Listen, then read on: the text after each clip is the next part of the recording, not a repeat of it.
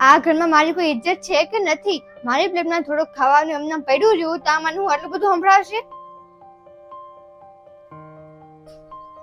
શું થઈ ગયું હોવ? આસ્તાને તે શું કહી દીધું છે તે આટલો બધો ગુસ્સો કરે છે? મમ્મી તમે મારી વાત સાંભળો, તમે ગુસ્સો ન કરો. મેં એવું કઈ કીધું જ નથી. હું તો એમ કહેવા માંગુ છું કે છે ને છાછમાં ઘરમાં આવી છું ને, મેં એક વાત નોટિસ કરી છે.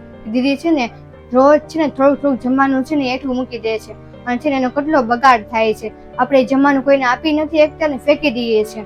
આપણે અન્ન ફેંકી દઈએ ને તો એનો બગાડ થયો કહેવાય, આપણે અન્નનું અપમાન કર્યું કહેવાય. હું તમને એમ નથી કહેતી અડધી રોટલી હોય ને અડધી રોટલી આપણે ફેંકી દઈએ ને તેમાં કાંઈ વાંધો નહીં, પણ છે ને 2-3 રોટલી છે ને દીદી એમના મૂકી દે, એઠી કરીને મૂકી દે છે. તેનો કેટલો અન્નનો બગાડ થયો કહેવાય. એ તો આપણે ધ્યાનમાં લેવું પડે ને. તારી ભાભીની વાત સાચી છે આસ્તા.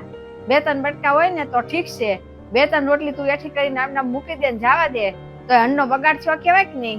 આ વાતથી તો હું સમજ છું. હવેથી આવું ન કરતી. આજે તને તારી ભાભી આજે ખીજાણી છે, નહીતર હું ખીજાવ.